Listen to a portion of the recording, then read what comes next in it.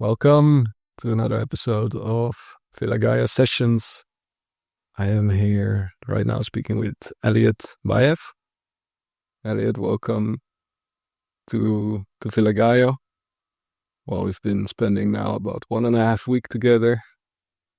Already experienced many meaningful moments.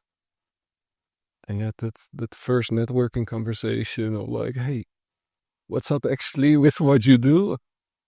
That didn't happen yet. And as you're leaving soon, we said, let's carve out the time and let's do it immediately on camera. Build in public. What I have in mind for this conversation is what I and what we in Gaianet have been doing for the past 5 years with hundreds, 1,000 plus impact-driven entrepreneurs is to connect, to ask, what's up? What are you doing? Why are you doing it? What's been going on? Where are things moving? How can we support? How can we interconnect and weave the network, activate the network in support of your next efforts? So just an exploratory conversation from a point of unity. You know, that's the beautiful thing I find in shaping this new paradigm, new earth, regenerative society, impact-driven culture, is that we're all on the same team. Mm-hmm. So there's no more competition, there's only collaboration. So in our case, when I hear about global unity, when I hear about Transformative Impact Summit, I'm like, yeah, it sounds very much like Gaianet. Mm-hmm. So there must be a lot of synergy there, possibilities, which I'm looking forward to explore. Mm-hmm. Yeah. Well, thank you for having me. It's been such a pleasure and treat and joy to be here. What you guys are building feels really special, and really love what I've come to learn about Gaianet and the work you're doing. And so, yeah, lots to say about that, but I appreciate your work. I appreciate this opportunity to share a little more. Yeah, really cool. It's just that this flashback is like, it doesn't happen much that such an introductory conversation comes after some of the super, like, intimate situations we've been in already. I choked you, choked me. Let's go talk about it. We've been rolling around during Jiu-Jitsu class. Mm. Now let's get from the physical plane more to the mental plane. Global Unity, Transformative Impact Summit, those are two of the main brand names you brought into the world. And you've been doing actual things there. There's been events, there's been networks forming. Can you fill me in a bit on the development of each of those, like why they came to life and where they are now and how they relate to each other?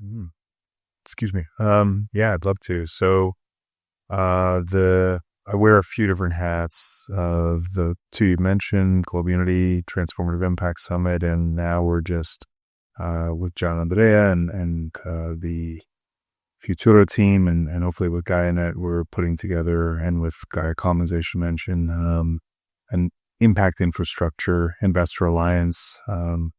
So how this all came together, I think we all have our story of how we got into, whether it's impact or systems change or whatever that is. And for me, it was after university. I read a book by a hero of mine now, Naomi Klein, called No Logo. Talked about sweatshops before it was really common knowledge, how kind of Western brands were able to make their fortunes living off the backs of, as I read in that book, children who were jumping out of factories to avoid the fires because it would have cost $20 more per year per person to have proper safety measures. And it was my wake up to real suffering in the world, and that it was not just like an abstract concept, it was real people, and it was tied to the shirt on my back. And so at first I did what I thought you do. I joined different human rights groups. I went to protests and rallies, and then I saw a documentary called The Corporation, which talks about the history and structure of the corporation, actually putting the corporation through the psychopath test. And it was really pivotal for me because it showed me that we had a systems problem. And I realized that unless the systems change, even if all the groups I was trying to help were, quote unquote, successful, people would still suffer. And so I started thinking about systems change. This was about 2003, 2004. And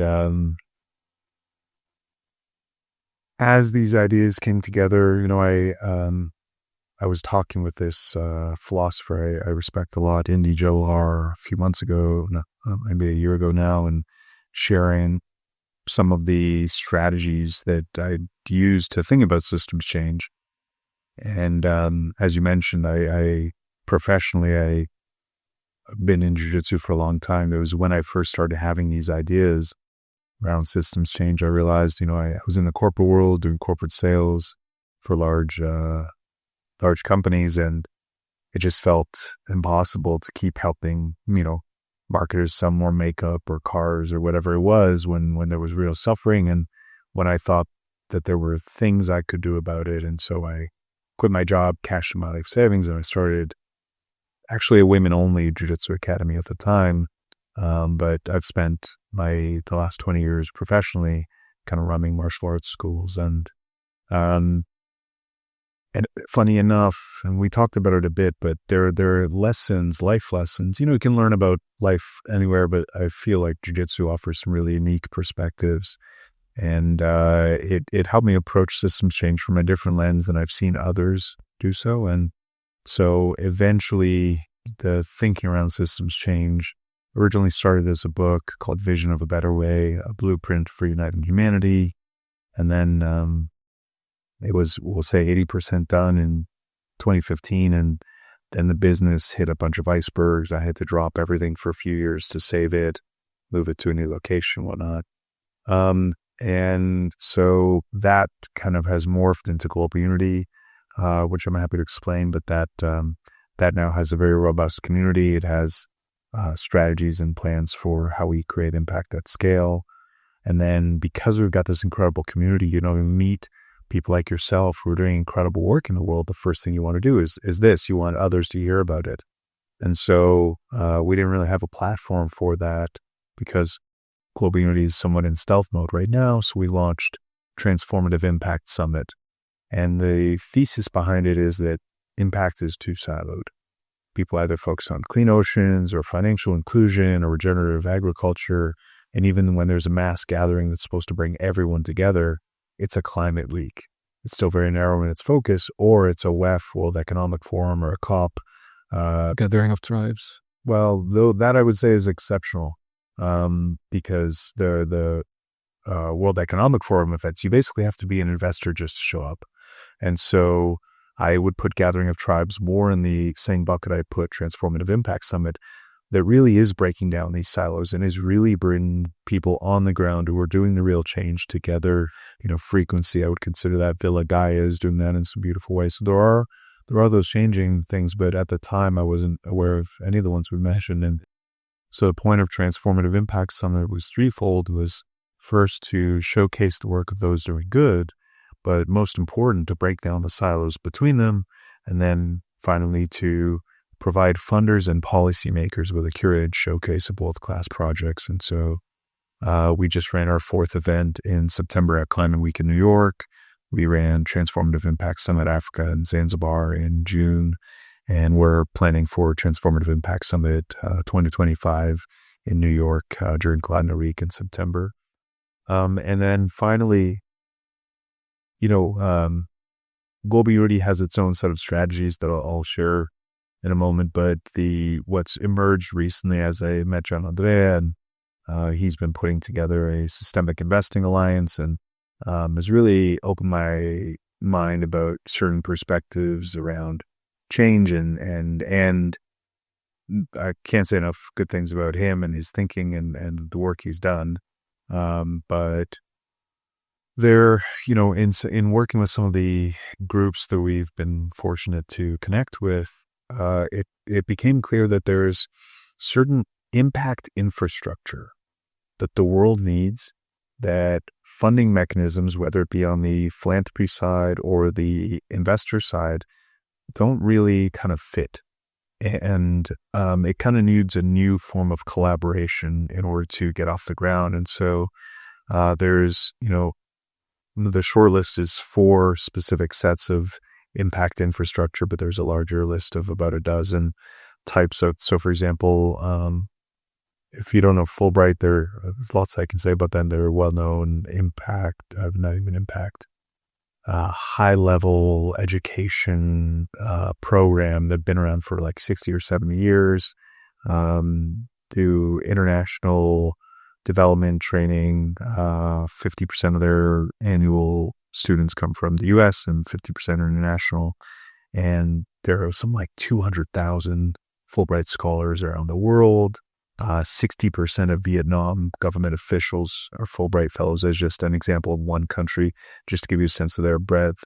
Some people are very familiar, but I won't share that context if folks are not. So they've got a partner organization, Global Solutions Institute. We're working with them to create a global solutions database. There are so many incredible, as we are lucky to know. Go ahead. Gaia Wiki. Right. So that's in the context of Gaianet. It's been coming up many times. Solutions database. It's hanging in the air. It hasn't landed yet because the right resources and people didn't show up yet. Now I hear you guys are doing it. So yeah, and so, but that's one example. And so obviously our hearts are aligned. Our thinking is aligned. We're all thinking about these same things. And what was the challenge you just mentioned? Resources, right? And so this is a thing clearly the world needs because, whether it's a government official who's trying to address a certain issue, or a community, there are solutions out there that they may just not know about. And there are some that fit certain contexts, but not others, whether it be because of geography or cultural context or anything else. And so to have this database where whether it's communities, decision makers of whatever type, can scour and generate the really actualize and implement. So this is an example of one type of impact infrastructure. I consider actually Transformative Impact Summit, a friend called it the TED of Impact. And nice. And it's an honor to think of things in that way. But what is TED really? Is it an event? Yeah, but it's a platform. It's a platform. It's a media company more than anything. Look at all the thought leadership that they've spread. And so if we can do that for impact, and thanks to, the type of work you're doing, weaving webs, we've been introduced to a beautiful group, Frequency, that also, as I mentioned, run an event a little more focused on investors. Gathering of Tribes, was another type of group we'd love to partner with. Villa Gaia is, another gathering place and space for a different type of group. And so the idea being that impact media, and that I hopefully would include impact events, but impact media is a form of impact infrastructure that the world needs, that it's not really like, you could ask for donations through philanthropy, but it's not necessarily sustainable just in that way. And then investment, like, unless you're looking to exit, it doesn't really work. And so these are two examples of a few. We're working with Savannah, who's been here for this trip that I've been here. She's from Gaia Commons, brilliant economist. She's been collaborating with some other very aligned groups to develop, now she's invited me to help develop this kind of meta infrastructure, because there are so many amazing groups like Gaianet, like Fvtura, Global Unity, Gaia Commons, et cetera, Radical Exchange, that are aiming at the same thing ultimately, like a better world. And we've all got a different nuance and take, and there's certain overlapping infrastructure we all need. Exactly. Yeah. I really see the ecosystems coming together here. It has been coming together over the past years through events, and now we see here in Villa Gaia with the more permanent or long-term space. It's accelerating. So I've already been thinking about, when you form one ecosystem, it is becoming more a matter of which organization fulfills which function or functions or roles within that ecosystem based on core competencies that are developed. And indeed, there may be overlap. So their organizations can see, okay, what's the next step and how do we combine resources to make that? Collaboration being and coordination being a big challenge in that process. How do you picture this further coming together of the ecosystem to operate with multiple organizations, but more like one organism swarm? Okay. So I guess I'd have two answers. What Savannah and Gaia Commons are putting together are not so much we're not thinking of it so much as a new organization, so much as a meta organization or infrastructure to really help take care of three things to serve the ecosystem. So one would be governance, how we make decisions together. Second, and perhaps actually more fundamental, is data or knowledge sharing, knowledge management, because, each organization is using a different platform. And if those platforms are not interoperable, we all have information about what's happening in certain contexts, but no one has the bigger picture. And so we're supposed to make decisions with just, a myopic view of one piece of what's happening in the world. And so if there's a way to make that knowledge management interoperable, accessible, then we can make better decisions together, and we have to have good ways to make decisions together. And then the biggest challenge is funding management, because, if Gaianet is seeking funding and Global Unity seeking funding, Gaia Commons and Fvtura, and, we're either generally seeking kind of the donation side of grants and philanthropy, or we're seeking investment, well, we're basically competing for those same dollars. And instead, the idea is to have a meta infrastructure that can help fund the rest of the ecosystem, but not just be another sub foundation, but be self-sustaining, have revenue streams, and then have ways of funding the rest of the ecosystem. So the first answer to your question of how do we actually bring this ecosystem together and get all these groups to collaborate, the first way that we're trying to enact this is through this Gaia Commons meta infrastructure we're putting together with Fvtura. And the second is one component. So I haven't explained much about Global Unity. We can get back to that after, but one component is a new model of collaboration we're tentatively calling G Corps. And it's based on an idea of an evolution of the B Corp. So for those not familiar, B Corps are a good step forward in corporate design. They're traditional corporations have to legally focus on profits above everything else. B Corps are allowed to have to make choices that may be less profitable to a degree, but do some public good. And that's a great step forward. There are a few problems with B Corps. There's a very arduous process to become certified, and there are all these other issues. But my biggest issue with them is no matter how much good a B Corp is doing in the world, it's focused on its own little pocket of the universe. Where's the unifying mission that they're part of? And so one quick way to fix that is by having some larger effort that they are in support of. Global Unity happens to be, as we'll talk about, a larger effort. And so the idea is that the next evolution we see is the G Corp, a company that is explicitly in support of a united humanity. Global corporate responsibility, or corporate social responsibility rather, is 2% of global profits. Why? What is it that they get out of it? Well, in part, they want to do good, but in part, it's just good marketing. What's the marketing value for a company to have a crest on their site or their products that says, we're a company that supports the United Humanity. And so we use a model similar to 1% for the Planet, which was started by the Patagonia founder, where they, corporations will donate 1% of profits or revenues. And so that's one component. But does UNICEF or Amnesty International want to be a G Corp? They don't have anything to do with being a corporation. And so you need a different kind of classification, a G org. And Villa Gaia is not a corporation. It's not even an organization exactly. It's either a community or it's a land-based project, and it's actually kind of both. And so you need a different kind of classification, a G community or a G land, if you want to call it that.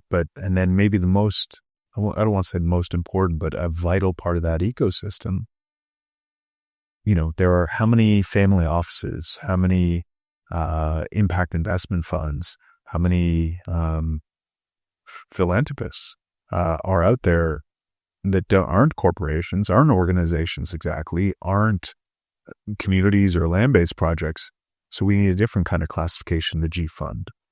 And now we actually have an ecosystem of organization types that allow for, even if they never were to talk to each other, and that's the second half I'll get to in a second, that are actually all working together because they're in support of a larger effort for change. That's if they never talk to each other. But this symbol, the seed of life, is the logo we use for global unity because I first saw it. It's a sacred geometry, but I first saw it. There was a contest in the early 2000s to create a flag of all life on Earth, and the winning entry uses the symbol. So for me, it's represented, that and the spirit of care for everything and all life. And so it's the logo we use. But after the first live Transformative Impact Summit, I realized it's not a symbol. It's a message. What's the message? When two organizations work together, they don't do this. They don't entirely overlap. Exactly. Right. They do this. They Venn diagram.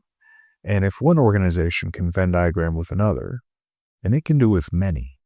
And if one can do with many, then they all can. And all of a sudden we have the blueprint, the DNA for a lattice of inter-org collaboration that could actually cover the Earth. And so, if we look at, for example, the Global Solutions Database, Gaianet, you've done so much work over so many years to collect thousands of people likely, who are doing incredible things that not only themselves have solutions and projects and innovations, but know of so many more. And so to not get access to that, the world loses. And Fulbright, there's so much to say about them. They're plugged into a different, more the institutional types of solutions that the institutional world knows about.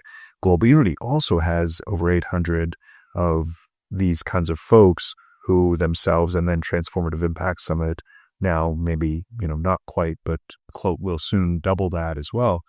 So if we stay in our silos and just try to push our message, which is the old model, the kind of, 20th century model of growth and the Silicon Valley type, trying to build our thing, we're not going to create systemic change. And so the idea being that instead of, the center of the circle that other organizations center around being just this meta org, instead, if we think of the center of the circle as the challenge we're looking to address, and then look at which organizations can collaborate to facilitate that.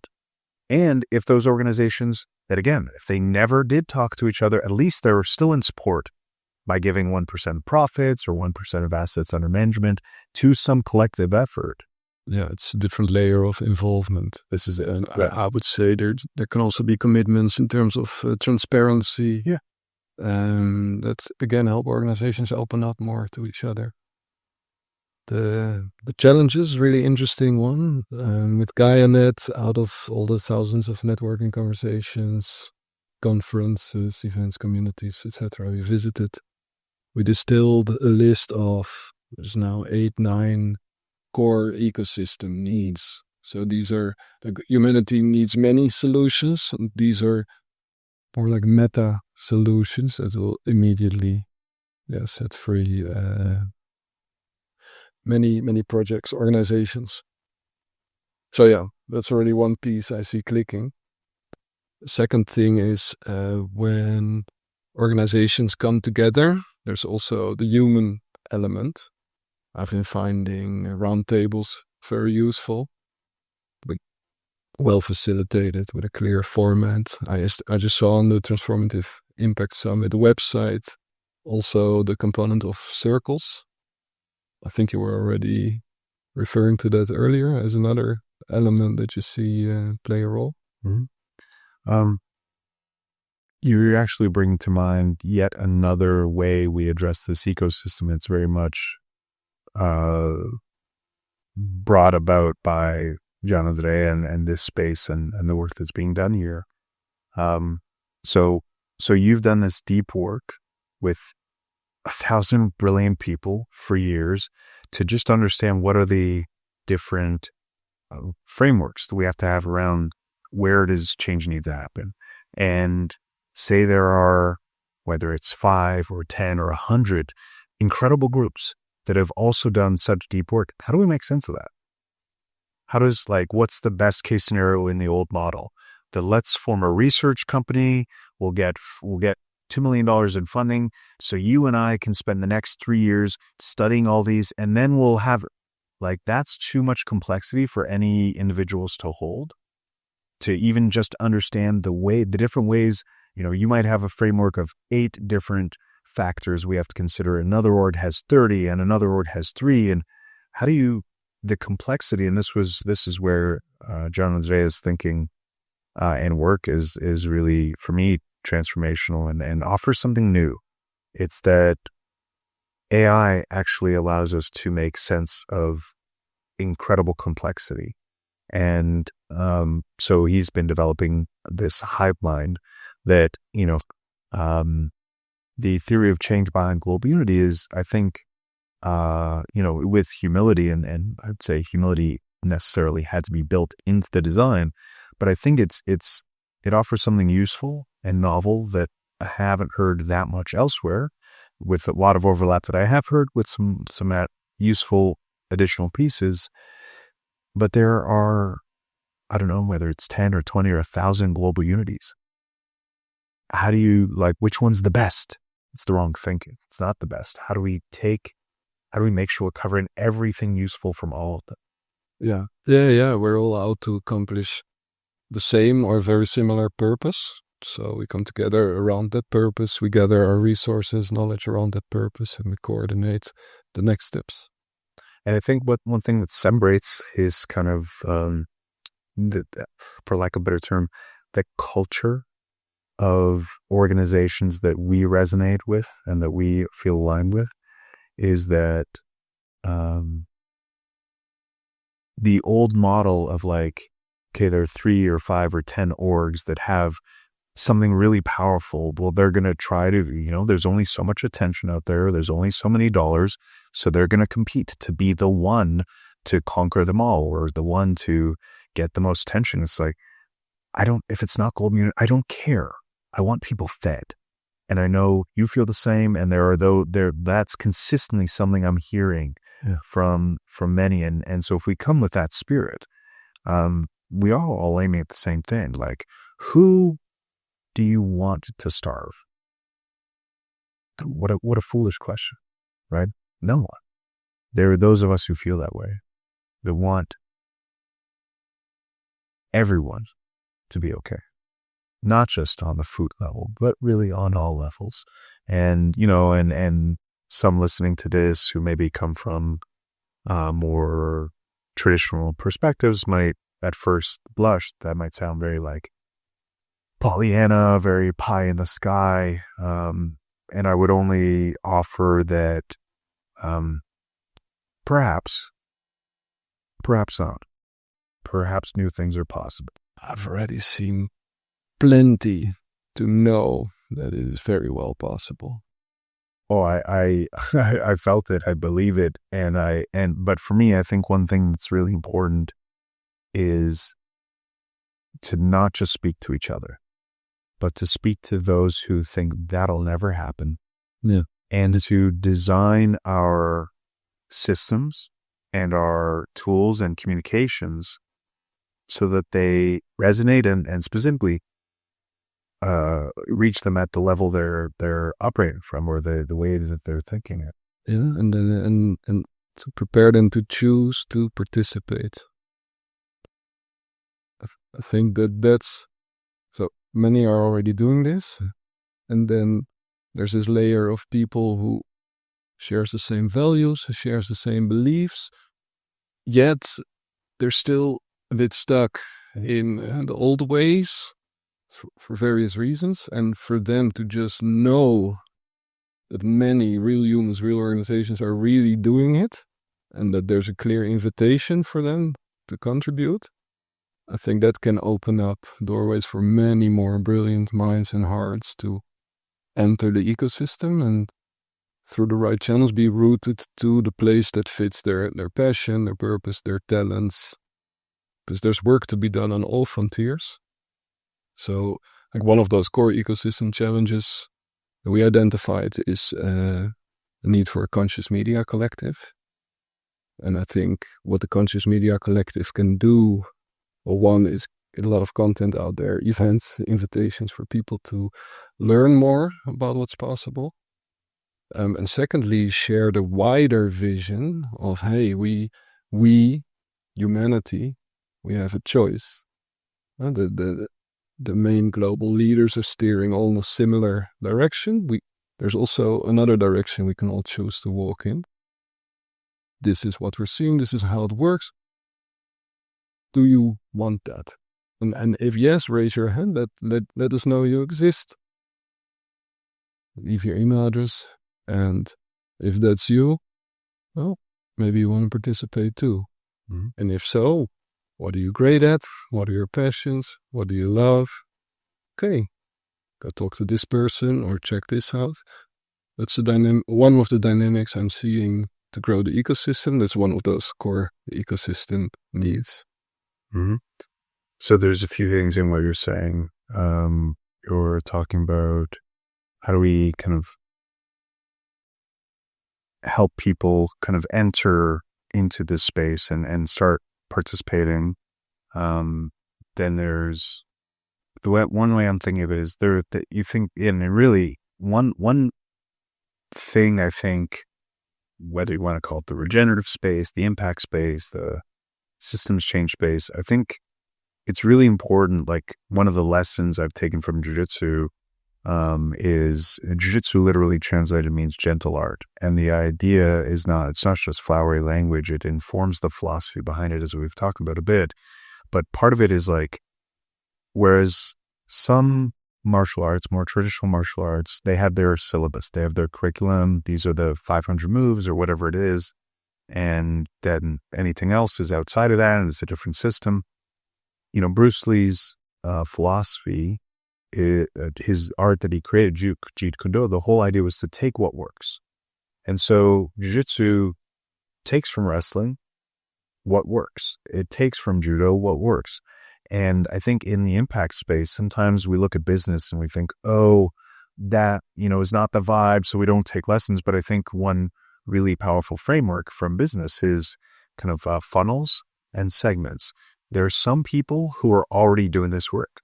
There are some people who want to be doing this work, but don't even know how to get started. There are some people who aren't yet ready to even think about doing this work. And maybe they know about it, maybe they don't. And then there's some people who maybe never will want to.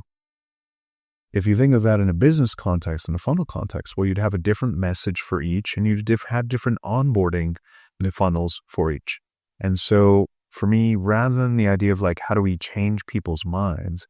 It's more, how do we offer them something that's useful for where they are now? And then on the impact and the conscious media collective side, I think, yes, amen, absolutely. And that's what we're seeing hopefully Transformative Impact Summit will become part of, and these other efforts. Because that's one of the things about Transformative Impact Summit. There's so much good being done in the world, and people just don't know. Yeah. And many people with mainstream media are being flooded for all the reasons that the dynamics are in place and the algorithms are in place. They're being flooded with bad news, all the bad things that are happening. And just knowing that there are recyclotrons that can turn 100,000 tons per day of waste, any kind of waste except nuclear, into fuel while sequestering carbon. It's like, that exists. This is, and that to hear, I could rhyme off dozens, if not hundreds of fire. Do a few more. Sure. Oh my gosh. Put me on the spot. I've heard of plastic being transformed back into petroleum. Yeah. So again, like, you tell me too, like, so one of the things that's coming out, I didn't mention on the impact infrastructure side, the impact investing, I think, is often many people I've met in the family office and investing space kind of laugh at it, because it's neither really impact. In most cases, the impact is, like, even most impact investment funds, like, or impact VCs, the regular VCs that allocate 20% of assets or investments towards, ESG related projects, or that make minimal impact, or they maybe in some cases make significant impact, but really terrible returns.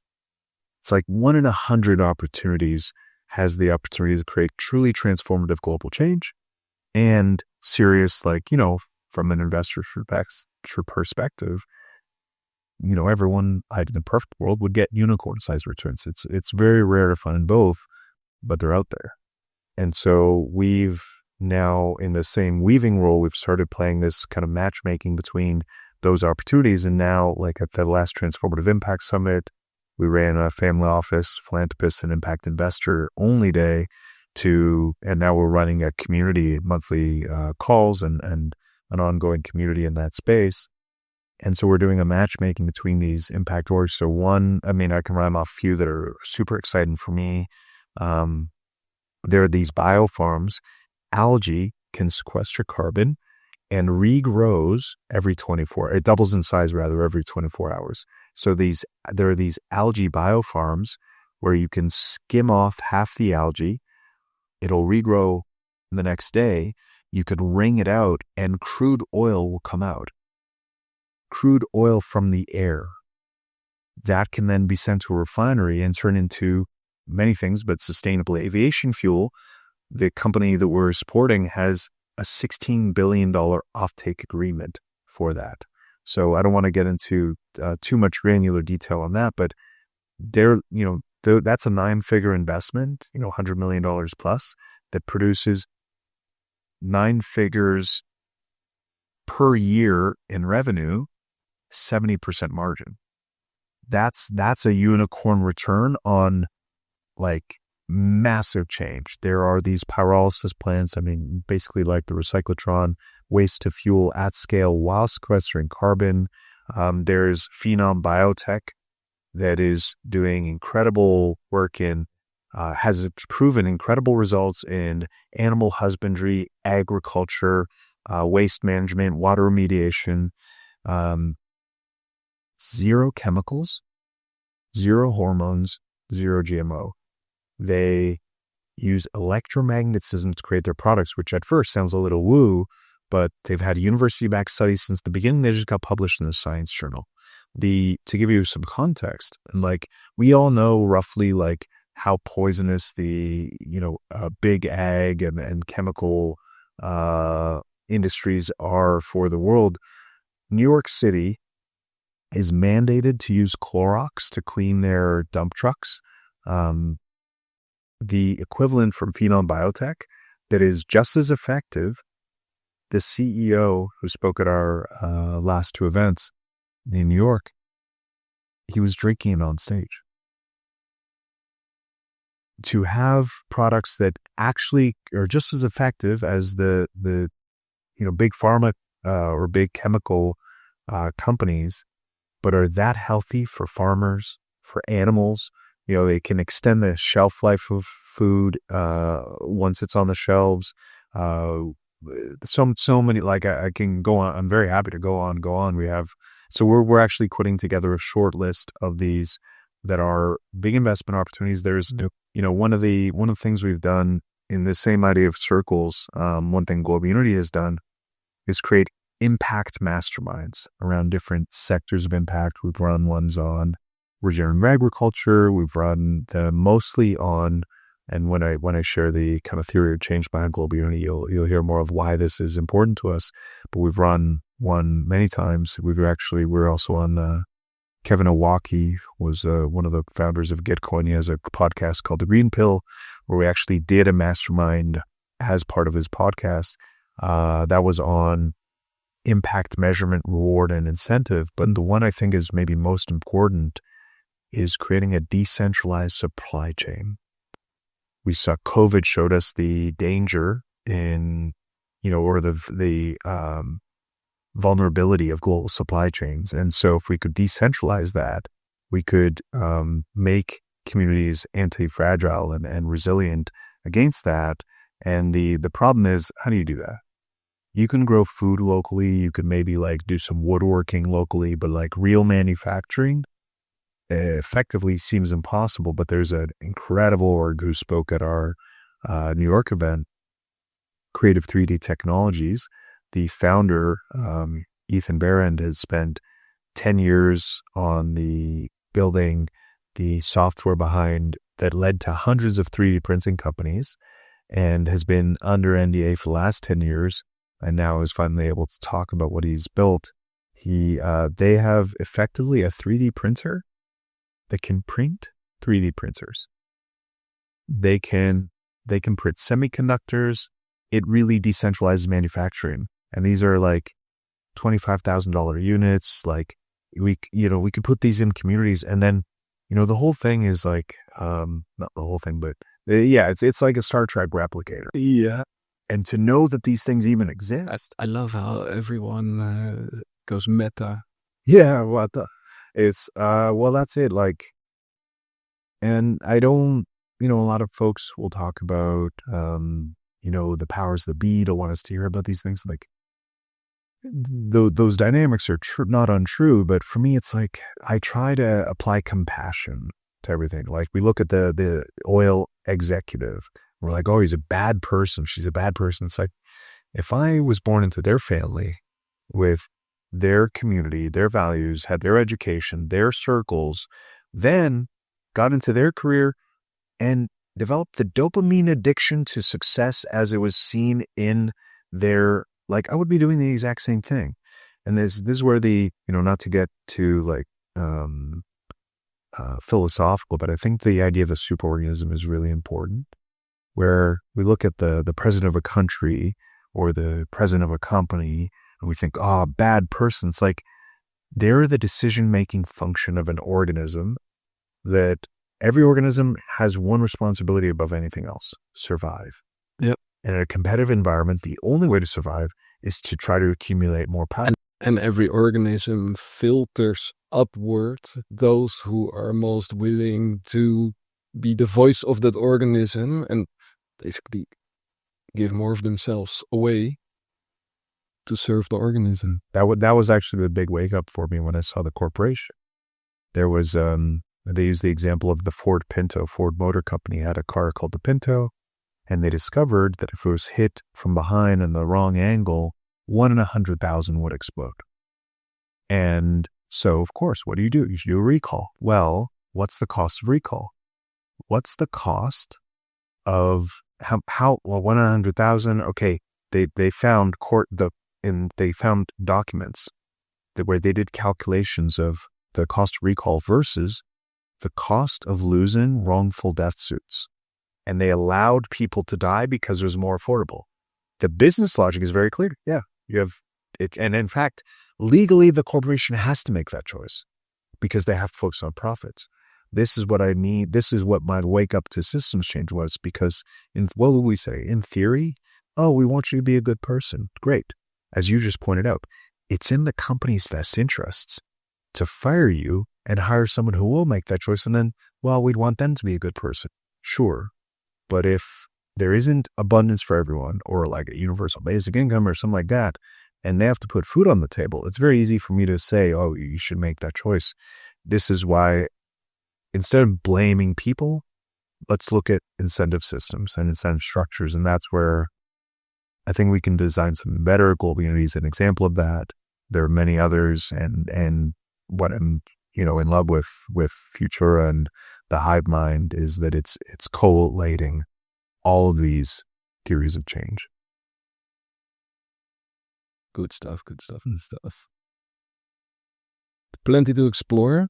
I would love to hear more about Global Unity. Just going back to that's like an open loop. And I mean, I heard more than enough to know we're super aligned, and I'm just like, yeah. I'm like rooting for you, for the organizations, and I just want to help in whichever way I can.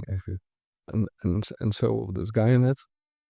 So I'd love to know more about Global Unity and about, I know where you're coming from, what's alive, what you see emerging in the long run. I'd love to know, these coming months, what's up next? What are some next big building blocks or assets that you're putting into the world? Also to see where there may be more practical needs for you along the journey. Thank you.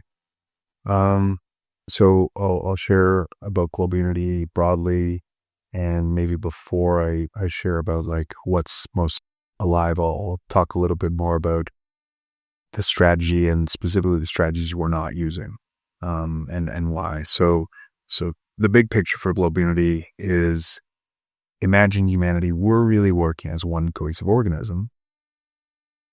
Where's the platform that facilitates that? Doesn't exist. So we have to build it. The problem is, even if all the platforms and tools and tech were in place, unless there's a mindset shift or a cultural shift, nothing changes. And so Global Unity has two branches: a set of platforms designed to facilitate global coordination and collaboration, and a movement building strategy designed to get us to the critical mass and cultural shift necessary. On the platform side, without going, exhaustively, the first platform, Society OS, is a crowdsourced civilization design platform. So instead of a few powerful people or a few bright minds designing how the world should work, it's all of us together. But more than just forum for sharing fanciful ideas, people can propose real-world projects, and using newer, wiser, more democratic funding mechanisms, like, for example, quadratic funding, actually fund and build those projects. The second platform is designed to create new incentive structures by gamifying goodwill, incentivizing and rewarding actions, activities, and behaviors that benefit individuals, communities, or the world. So imagine you've done good in the world, you come to me and you want to use services of my small business, and you say, hey, instead of dollars, can I use these points and these tokens? The only reason I'd say yes is if I was an altruistic entrepreneur, unless I knew my grocer would take those points from me. Then we'd have something new. Then we'd have an economy not based on value, but based on values. Not based on goods, but based on good. A mini economy. And so the mini economy is infrastructure underneath all the other platforms we've designed. So when you go to Society OS and propose a project, or you help regenerate soil, or you take your neighbor to the hospital, or even meet your own human needs, all of these things do good for the world, and so would earn you mini economy coin. So really it's a mechanism for tethering impact and economy. There are other platforms, but on the movement building side, if someone comes up to you and says, hey, I've got a plan for uniting humanity, to many people, it sounds a little out there. I got a what for humanity? I've got a plan for uniting humanity. Yeah. To many people, it sounds a little outlandish. If they had, I used to say Elon Musk, he's become very politicized, but if they had a very successful visionary, like in the comic books language, Tony Stark, Iron Man type person, Steve Jobs, whatever, it might be a little more believable. Instead of one big name, imagine 1,000 change makers, social entrepreneurs, venture capitalists, indigenous leaders, all behind it. It would kind of have that same effect. So we've built now this community, as I mentioned, of over 800 of these kinds of folks. So many innovative technologists, folks from the UN, World Economic Forum, former chair of the World Trade Organization, founder of Ethereum, founder of TEDx, et cetera, et cetera, et cetera. Like, just too many to name. But the goal has been to get to 1,000 before we launch publicly and reveal the bigger vision. What is it we're looking to do?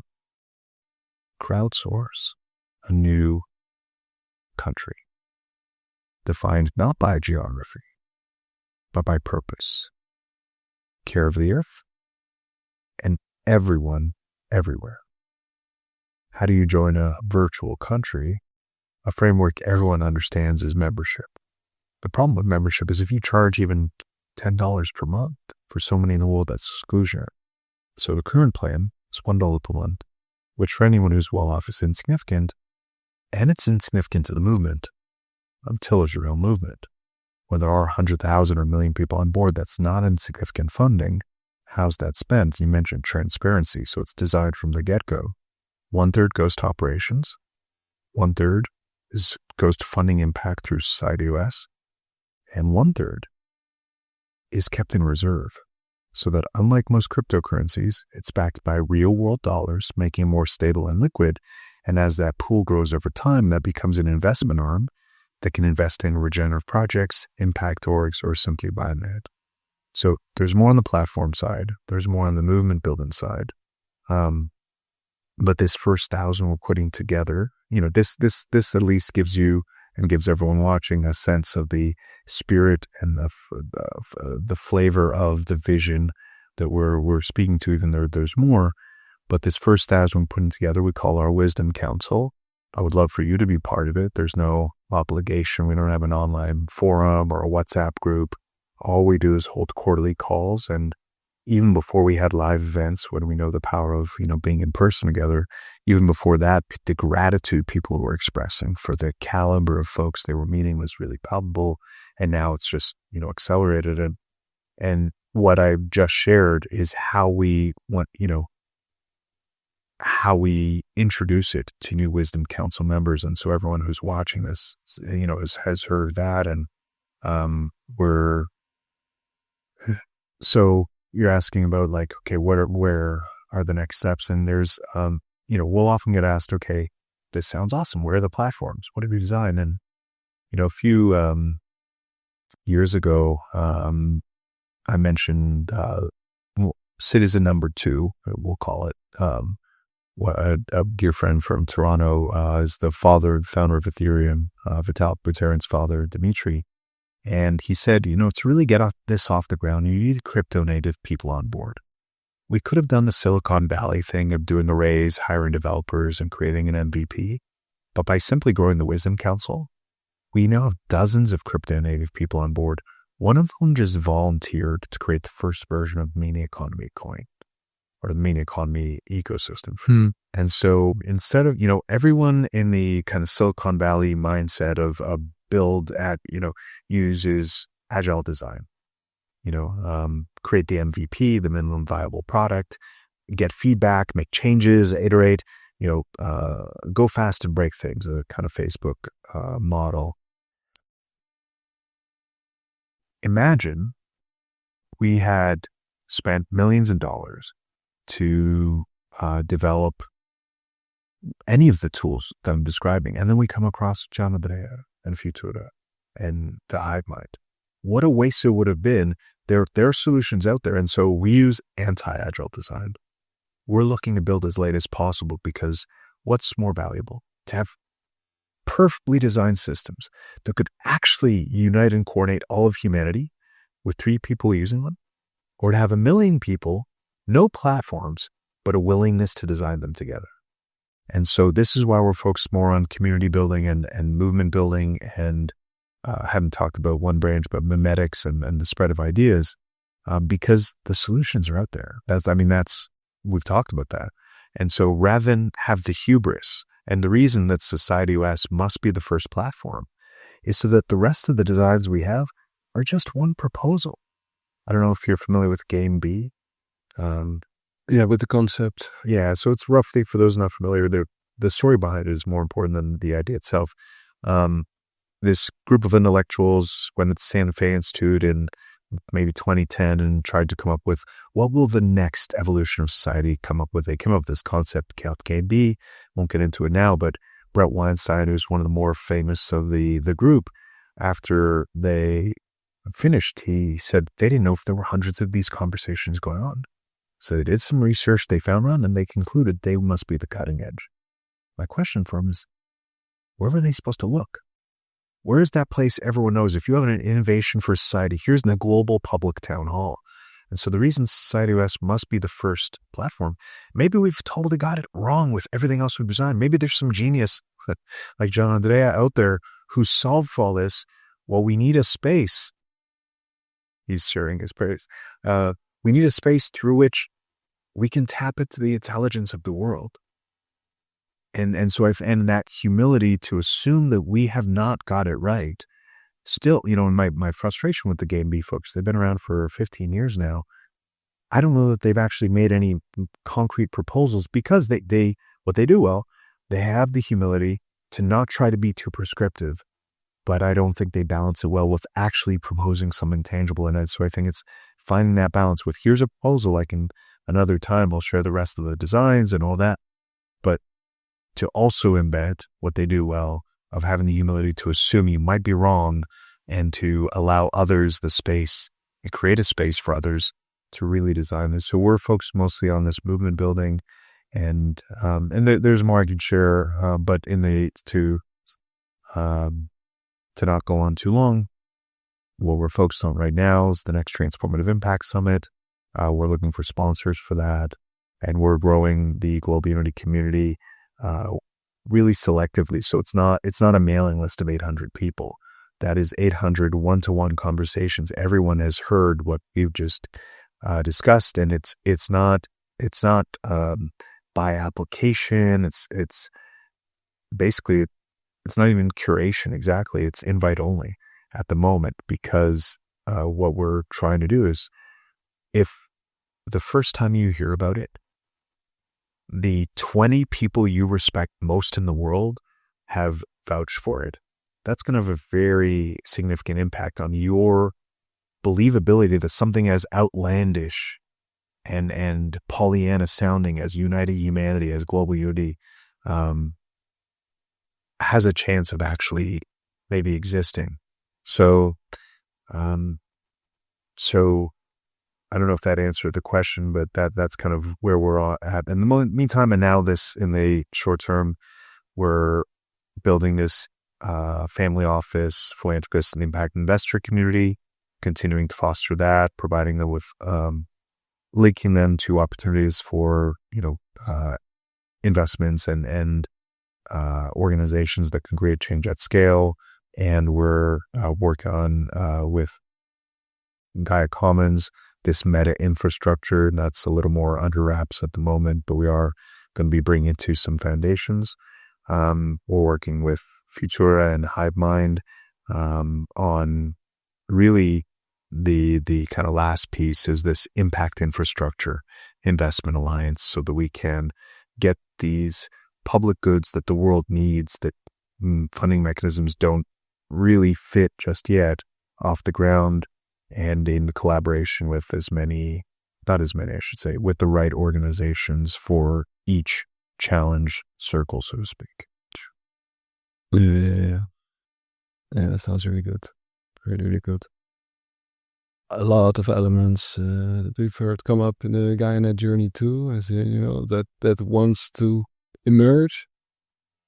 I recognize so much what you're saying of like we build as late as possible. Also with Gaianet, from the beginning we said, okay, we're just going to take the next step with the good enough infrastructure that's there now, so that the people can get together, because it's through the heart-to-heart connections, as we call it, the one-on-one connections, that the real ripples happen, and that a community can come together to make strides together.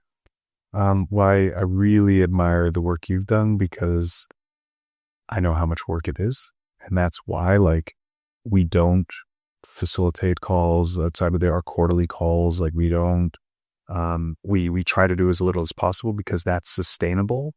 Because global unity, if it has a chance of being what it's intended to be, it's too important to rest on whether we get funding or not. So whatever we do has to work without funding. We, of course we can use it, but we can't rely on it. And so we've had to design our processes to be ones that don't require us to have the resources to bring on teams to facilitate. And so the fact that you built that and you built this community and you've been doing one-to-one calls and really like need assessments and asking people what they like, I know how much work it is. And so, and one of the impact infrastructure components, I wrote an article a few years ago, weaving is a public good.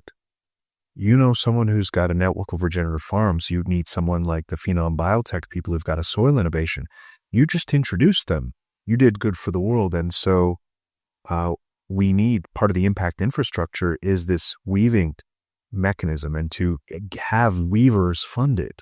And so the fact that you've been doing this without necessarily a strong funding source behind you, I mean, that's, thank you on behalf of the world, because that's a major component of what the world needs. And I know the blood, sweat, and tears you put into it. And it's not easy, and it's vital. It's really it's needed. Yeah, indeed.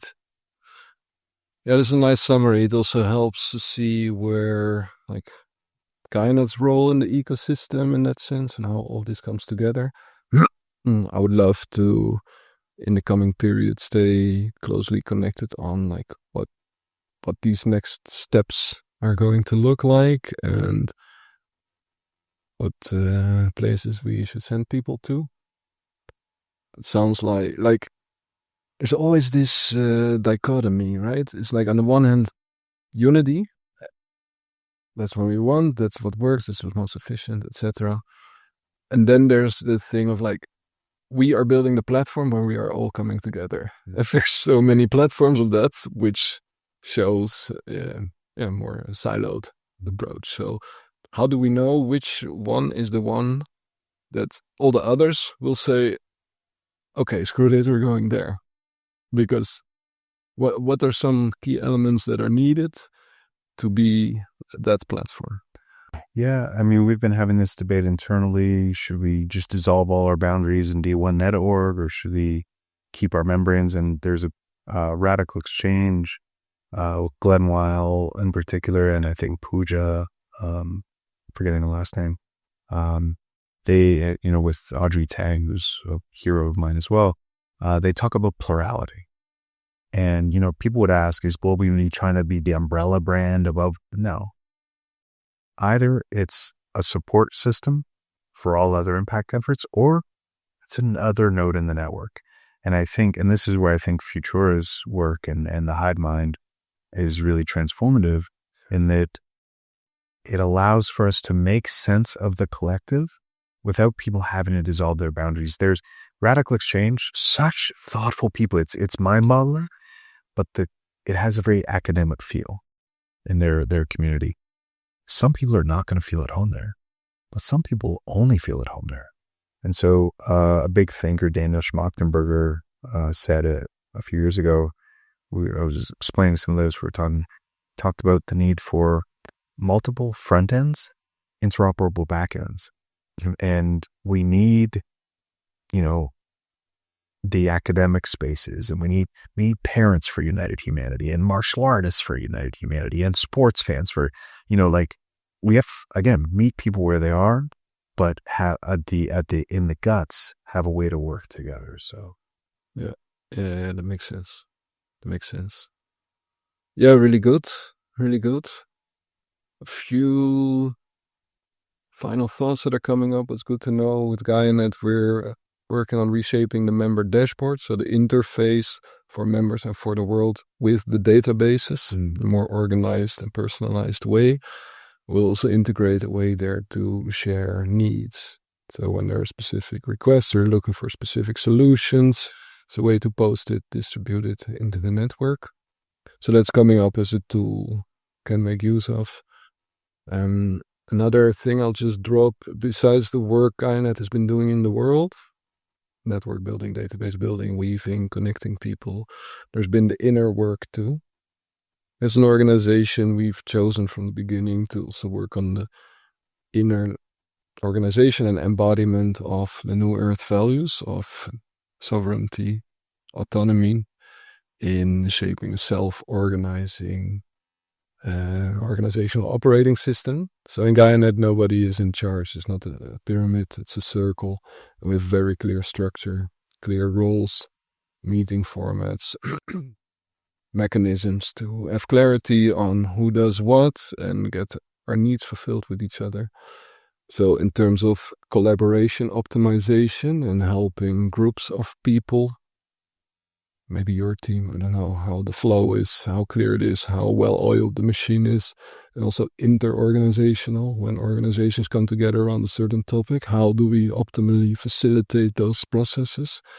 We built a lot of experience and capability around that. So that's another piece to the puzzle that can be plugged in when and where you see relevant. Mm-hmm. You know, as I said, I hold you guys in high regard. I'd love to find ways to collaborate. Yeah, man. I loved every word that came out of your mouth. Thank you. It's like I hear myself speaking, but in more eloquent English. Slightly language. Yeah, slightly different backgrounds, slightly different choice of words, but it comes from the same seed. We share the same vision as with many others. So, such a pleasure connecting with you, spending quality time, and yeah, onward and upwards. We're connected now. Okay. Thank you very much.